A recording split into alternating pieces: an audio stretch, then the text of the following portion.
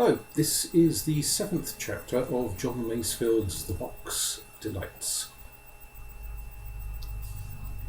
And now, Kay said, I vote that we have our pemmican and decide what to do next.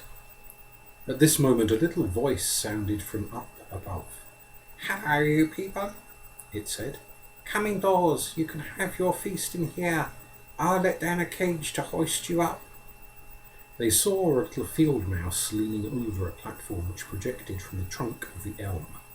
Presently the little cage came dangling down from the crane, and the field mouse said, No more than 2 of you at one time. Peter and Jemima got in, and the little mouse went to a winch and set the works going. Quickly the cage was up at the platform. Then it was sent down for Kay and Susan. Now, let's lunch, said the field mouse.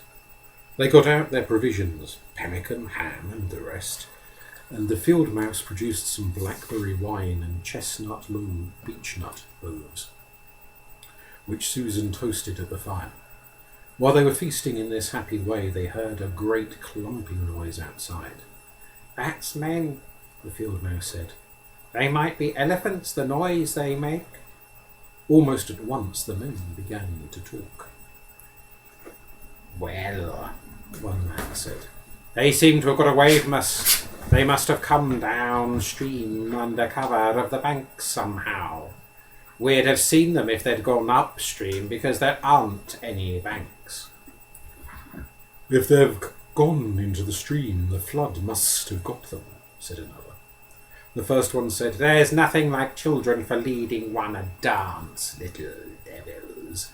I thought you were making a mistake bringing both the planes down and losing sight of them. How would it be to look under the bridge there? One said. They'd time to get to the bridge. The voices and footsteps moved away. When they had gone, the field mouse said, Perhaps you'd like to see some of the wonders of this tree. He threw up a shutter in the wall, revealing a little cage like the one in which he had hoisted them up from the ships. You see, he said, I have to have a good many places like this. If I hear someone coming whom I don't want, you understand. I name no names, but there are several round here, uncertain sorts of chaps, and you can never tell in a place like this. Now that I've got the lifts fixed, I nip into one of these places. Just step in here, will you? And I press a button and up we go. The cage shot upwards. When it stopped, they were amazed to find that they were right at the very top of the great elm tree. Close to them was an old rook's nest, looking like a mass of black timbers, big as a church. Just beyond it on a twig was a rook swaying in the sun, his back glistening purple. Dangerous chaps those, the field mouse said. I keep out of their way as a rule. Now here is one of the slides. They slithered down and found themselves in a bare corridor. The field mouse opened a little shutter and told them to look within to the hollow of the tree. They saw a multitude of bees which almost filled the hollow with their honeycombs.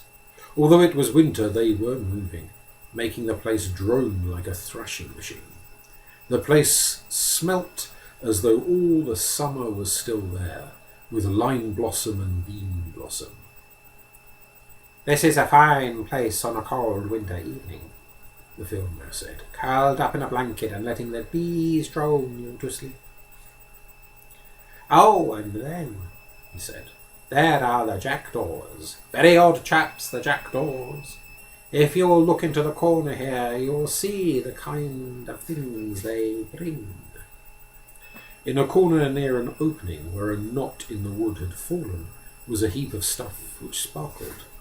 There was a lady's little gold watch, 2 rings set with brilliants, a pin with a fox's head atop, a bit of quartz which gleamed, 2 scraps of Roman glass, iridescent from being in the earth for 1800 years, the red cut glass stopper of a bottle, a broken glass marble with a coloured spiral in it, a bit of brass chain, and a crystal set in gold.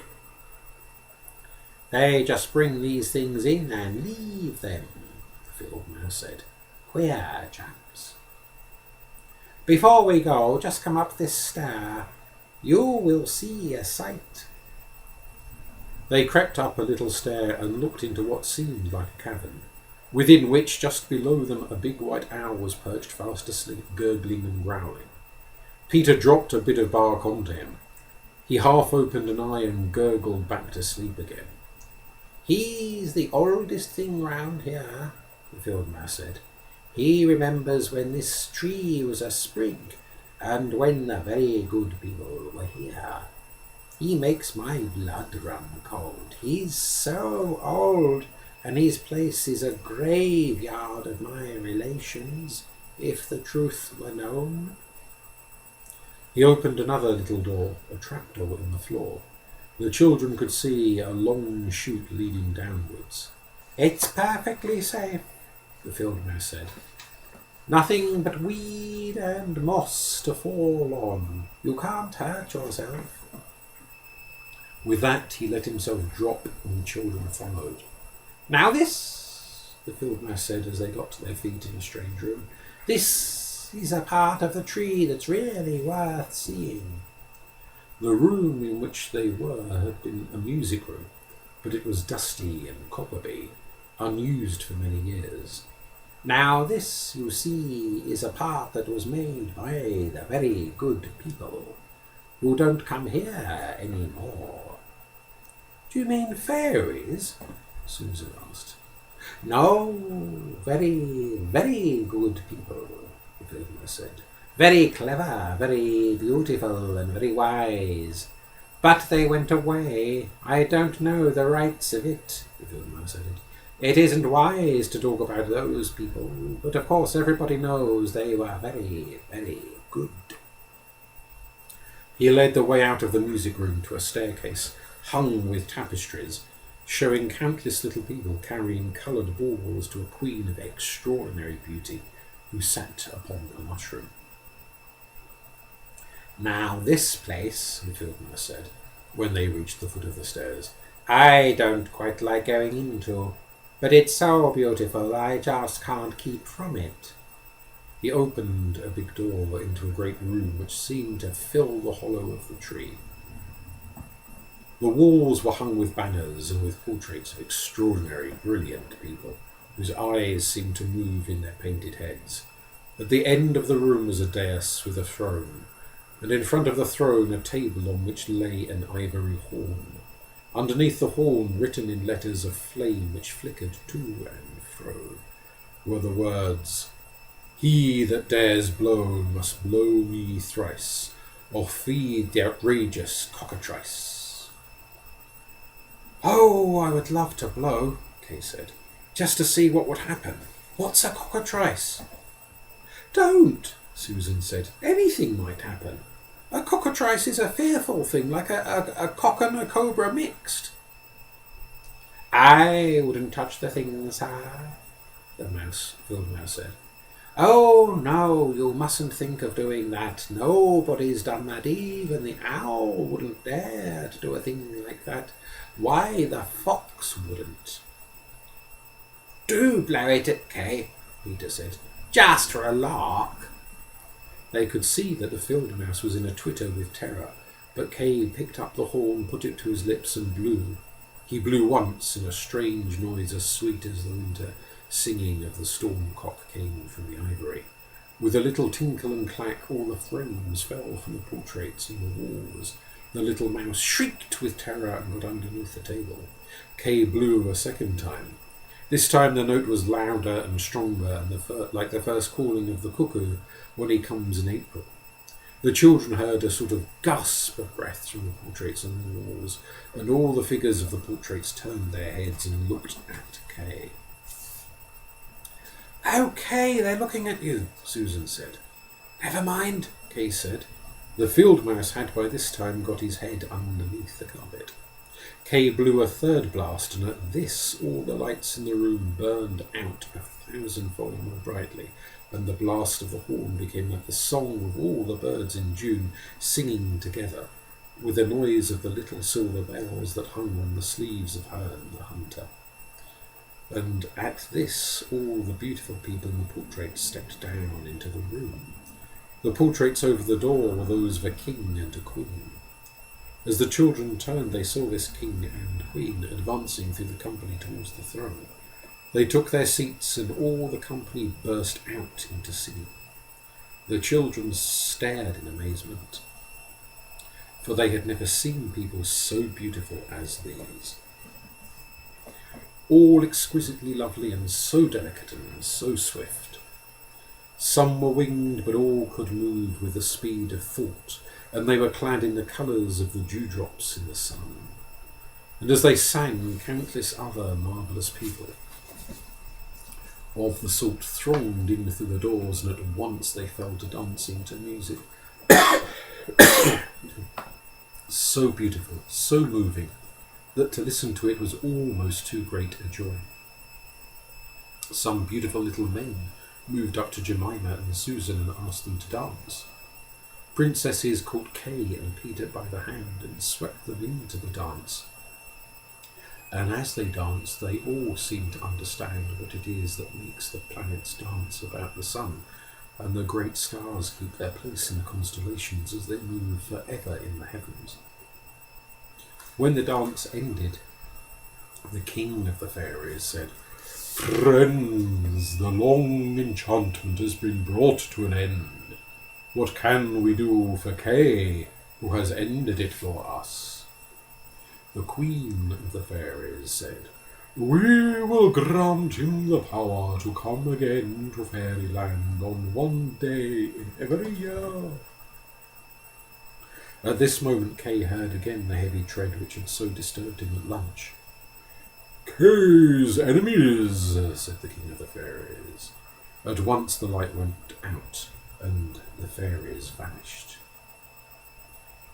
"Abner won't be too pleased," said a man's voice, "when he hears the results of today. I told you one of the aeroplanes had better keep up in the air to observe." "Oh, you told us a lot, didn't you?" another voice said. "Blessed if I haven't got pins and needles all over me, crouching there by that bridge," one of the men said as they moved off. "And have I," another said. "It isn't pins and needles," says Susan. "The fairies are pricking them. Look there." Indeed, down at the tree foot, the children saw countless little fairies jabbing and tweaking the men. They looked like little fireflies darting to and from the great dark figures.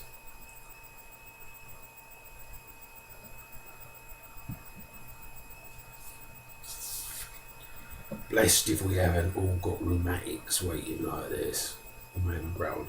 "Come on, we'll get home before we're paralysed." After this, the men hurried away. "I say, it's quite dark," said Kay. "I'm awfully sorry that we've stayed so long."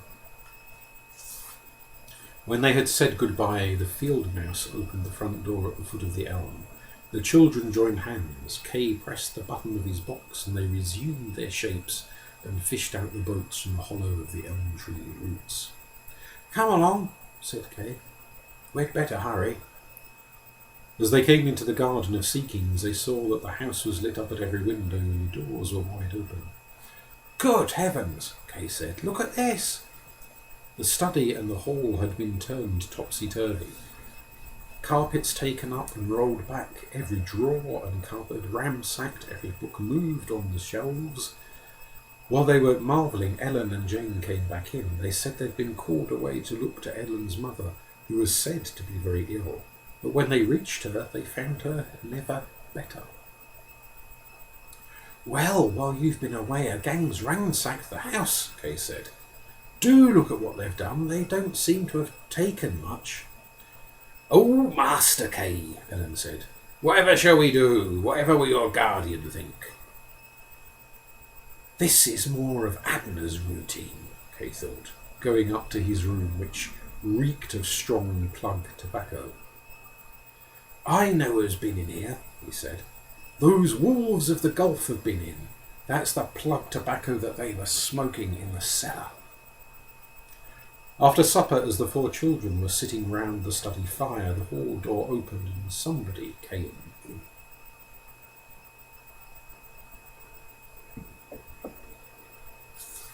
I wonder if that's my guardian, Kay said.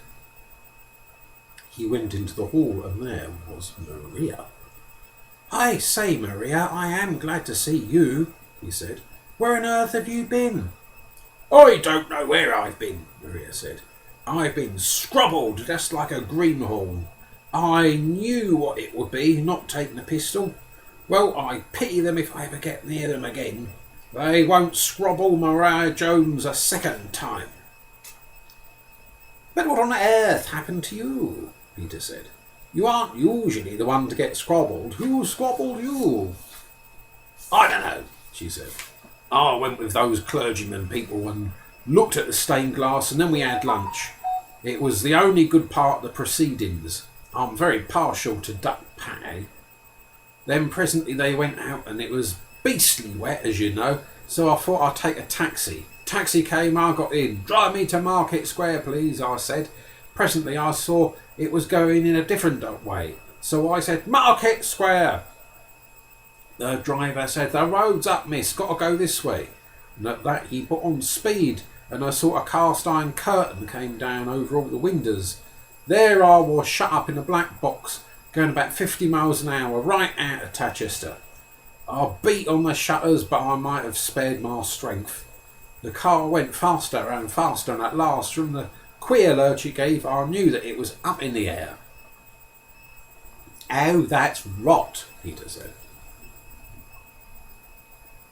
How can a car go up in the air and a Tatchester taxi? Poor old crocks tied together with bootlace. This wasn't a taxi, Maria said. I don't know what it was, some marvellous invention, but it was an aeroplane or a car that became an aeroplane, and we were making hardly any noise. It couldn't have been an aeroplane then, Peter said. You must have an enormously powerful engine to go fast, so of course you have noise. I say, Kay said, you are in luck, Maria. What happened then? Well, she said, presently I felt the airplane dipping down, and it touched the ground and went bumping all over grass for a while, and then I heard it scrunch on gravel. Then I heard a sort of door clanging to behind it. The shutter went up on one side. The door of the thing opened and I saw a light coming along a little passage. I walked towards the light and came into a small room with whitewashed walls and no windows. It was lit from the ceiling about 12 feet up. I was no sooner in the room than a great iron door shut up behind me. And there I was, shut in. Then I up on the wall, an iron shutter slid to one side and there was an iron grille with a lady's face, and a very silky female voice said, Miss Maria Jones, please forgive any inconvenience that we may have caused you in bringing you here, and above all, don't be afraid. I'm not used to being afraid, I said, but all the same I was afraid. We only brought you here, the female said, because we hope that you may be interested. We are rather in need of a dashing young associate at the moment, and we wondered whether we might be able to persuade you to become it. Oh, I said. What are you, gown crooks? No, she said. A business community. Oh, I said. What business does your community do then? Social services, she said. Setting straight injustices with the least possible inconvenience to all concerned. And how'd you do it? I asked. You would soon learn if you would join us. It's an interesting world for our younger agents. Lots of motor cars, lots of aeroplanes. Life is one long, gay social world. And what is the work? I asked. Ah, she said. We shall discuss that if you express a willingness to become one of us. If your job were honest, I said, you'd say what it is. It can't be nice or you wouldn't have you in it. If children are put here, she said, we make them into dog biscuits. So I said, if ladies are pert to me, I'll make them into cat's meat. We should have become quite eloquent, but a man's face appeared at the bars and he said, nah, ladies, the first word in business of any kind is unity. Do let us have unity. Without that, we can't never get nowhere. Now, Miss Jones, if we cannot have unity from you, let us have some information. When Mr. Cole Hawkins gave his performance of Punch and Judy at Seaton's, did he hand you a small black box? No, I said, he didn't. Did he leave it with one of the others in your party there, or hide it in Seaton's house? How on earth should I know, I said. That's the point, he answered. Do you know? No, I don't, I said. If I were you, sir, the woman said, I would put this young person into the scrounger. Do you know what a scrounger is, my dear? It has a thing in it that goes round and round and round. And then presently, of course, the thing scrounged becomes dog biscuit. At that point, the shutter went across the bars and the lights went out. I was in absolute darkness, not a silence. I don't know how long I was in that absolute blackness when suddenly down came something thick and warm and woolly right over me head and shoulders, and that horrible woman's voice said, all right, you needn't kick. I only want to know if you got this box on you. Well, I was searched and then I was carried back along the little passage and put into the taxi which had brought me. They turned on a little light in the taxi roof and I saw they had put a pot of tea and some cold ham and some bread inside the taxi. So I made an hearty meal. I waited and waited for what seemed like hours. I didn't hear any sound and then only from time to time I thought I heard very, very far away the noise of water falling. Quite a lot of water, a sort of waterfall. Then the light went out and I was in the dark. Next thing I knew, the taxi was moving, and then we gave that sort of lurching leap as an aeroplane does, and we were away in the air, going higher and making no noise. Then we were on the ground, running along the road. We stopped, the bottom of the aeroplane quietly opened and dropped me through it, and before I could get onto my feet, it had moved away. There I was in the churchyard, with the Condicate church clock striking 9 and chiming, and the taxi or aeroplane or whatever it was away. I say, Peter said, you do have all the luck. Come along down to the larder, Kay said. Jemima, you might put on a kettle and we'll boil her up some cocoa. I'm not going to drink any poison like cocoa, thank you, Maria said. When one's had a nervous strain such as I have, one wants a posset with 3 fresh eggs in it and a spoonful of sherry. And they went into the larder and found a nourishing meal after Maria's own heart. Then Jemima and Susan took her up to bed and gave her a posset. Kay and Peter went up to their rooms. Well, I'm blessed, Peter said. We are having a holiday. I wonder what was in the black box that the gang wanted. I hope they don't kidnap any more of us, Kay said. And with that he slipped the black box under his pyjama coat next to his skin and rolled over and fell asleep. He hadn't been asleep long before he woke in a state of perplexity and excitement. He kept thinking of what Maria had told him. She might have been 50 feet under the ground in cold stone walls and cold stone floors, he thought. And where was it? I heard about caves underneath the ground. It was that Roman chap last night, talking about Chester Hills. He said, it's a limestone country, all honeycombed with caves, and those walls, as we call them, were all underground. I wonder whether this gang is at Chester Hills. What if this theological missionary college should really be a gang in disguise? I do wish my guardian were here and I could ask her advice. Then he slept again and seemed to hear the voice of Caroline Louisa calling to him in great distress from a great distance, and it seemed that he asked "Where are you?" and heard her cry, "Here!" and ran towards the voice and found nothing but stone walls against which he beat and thrust, but could find no door nor any window. But through the thickness of the stone came the voice. "I'm shut up in the darkness, Kay. I don't know where it is, but it's somewhere I can hear the noise of water falling." When he woke again, it was time to get up, so he dressed and was down by 8 o'clock. By some fortune or freak, the post was in spite of the Christmas rush. But, as Ellen said, it was probably the post of 2 days before. There was no letter from Caroline to Louisa.